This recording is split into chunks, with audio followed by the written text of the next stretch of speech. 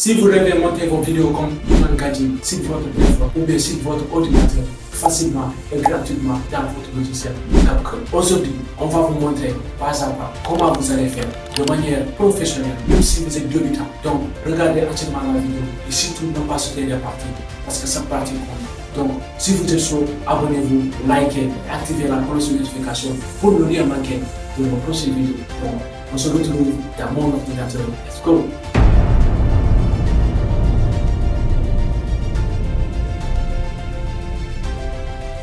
Dans cette partie-là, on va voir comment faire des vignettes dans vos vidéos pour les rendre professionnels. Donc la première chose à faire, je pars sur mes vidéos. Donc on choisit une vidéo par hasard quand même. On choisit cette vidéo-là. Clique et on dépose sur notre espace de travail. Et aussi, on ajoute sur le timeline. Espace de travail. On part sur, comment dire, ajustement. Donc, on peut partir sur ajustement qui est là. Donc, on descend jusqu'à en bas, voyez vignette, on met ça à moins. Il faut toujours mettre à moins. Non, il faut toujours mettre en plus. Donc, il faut toujours mettre en plus. On ajuste. Vous voyez, comme vous voyez, les côtés sont sombres. Donc là, ça va rendre vos vidéos de manière professionnelle et aussi le spectateur va poser ses yeux sur vous ou bien sur votre vidéo. La deuxième chose à faire, on va voir comment mettre des ombres portées dans nos vidéos. C'est simple, facilement. La première chose à faire, on part sur bibliothèque, média bibliothèque. Donc, on attend sa charge. On ajoute une image noire ou bien une vidéo quand même. Ça passe. On recadre ça. Et on passe sur masque. Il faut partir sur masque. On ajoute un masque. Et aussi, on passe sur diviser. On clique sur masque divisé. Donc là, on fait une rotation jusqu'à moins 180 degrés. Et aussi, on ajuste. Voilà. Vous pouvez ajuster à partir de cette icône-là. On peut descendre en bas et aussi partir sur adoucir. C'est comme ça. On peut descendre un peu. Ouais.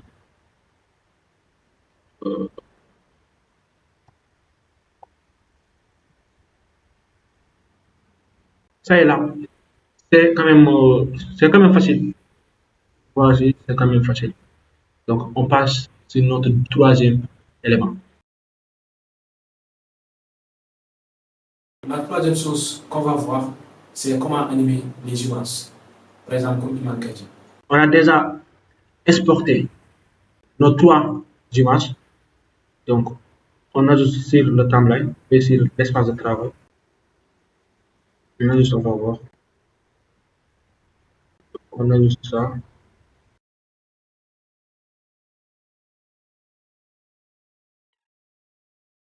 On part sur masque pour mettre un peu de bordure dans nos images pour les mettre de manière professionnelle. On part sur masque. On ajoute un masque rectangle. On ajuste.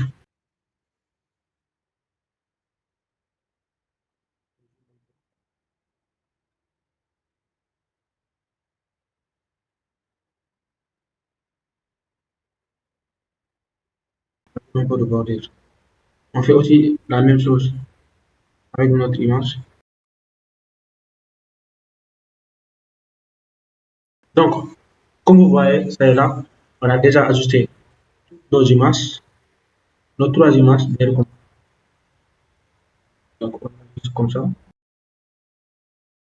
Pour faire les animations, on clique ça, partir animation. On va voir l'animation qui passe de haut jusqu'en bas.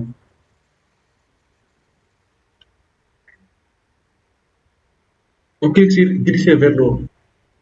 L'animation est glissée vers le haut. Ouais, ouais, donc on ajuste un peu la durée, capable de mettre à 1 seconde,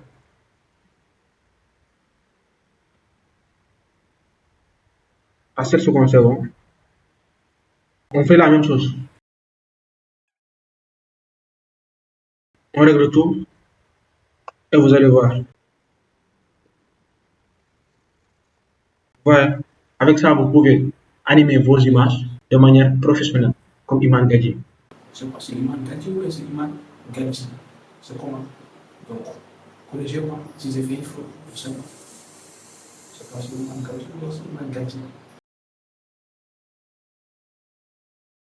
La troisième partie, on va voir comment faire des jingles dans votre logiciel CapCut de manière professionnelle. Donc, on passe sur notre espace de travail. Donc là, pour faire un jingle, il faut avoir deux parties. Donc, on cut la vidéo ou bien on coupe la vidéo.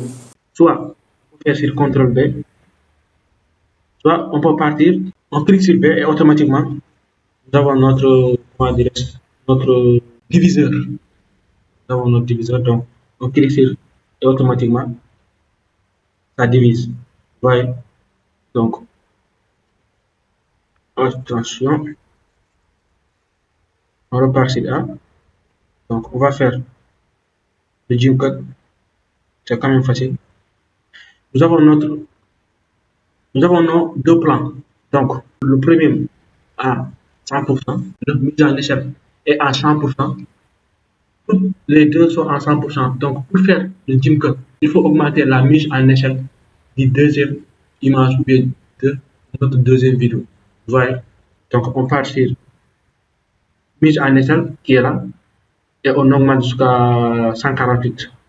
C'est quand même bon. On a juste fait comme ça et on fait clic. Vous voyez? Ça va quand même captiver l'attention de quelqu'un qui regarde la vidéo et aussi ne pas rendre la vidéo ennuyante. La quatrième et la dernière partie, on va voir qu'on va faire des transitions, flash ou bien des transitions, n'importe quelle transition. La première chose à faire, on passe sur transition qui est là. On clique sur transition. Il y a des milliers et des milliers de transitions qui arrivent.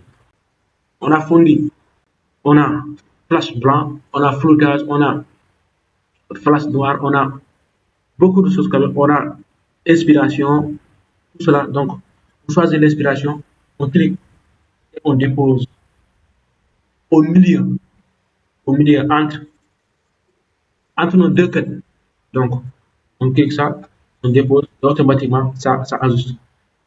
Donc, on clique sur play. Donc, ça bug un peu. On recommence.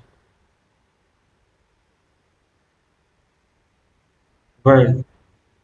Et là, on peut régler la durée. Donc, au lieu de 1 seconde, on fait 4 à 5 secondes.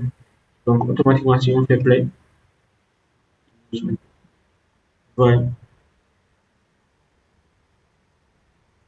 Donc, on peut aussi descendre. Il y a quand même beaucoup de transitions que vous pouvez tester et utiliser dans vos montages vidéo. Donc, l'autre partie, on va partir sur nos fichiers. Il y a quand même des transitions dont j'ai téléchargé. Donc, si vous avez besoin de ces transitions-là ou bien de ces overlays-là, vous pouvez partir dans la description, dans les commentaires et m'écrire ça. Je vais vous balancer ça de manière gratuitement, sans payer et sans vous fatiguer. Donc, on continue nos vidéos. On clique et on dépose. Donc, on sélectionne une partie. Donc, pour sélectionner, c'est facile. On clique sur I et clique sur O pour fermer. On clique et on dépose ici.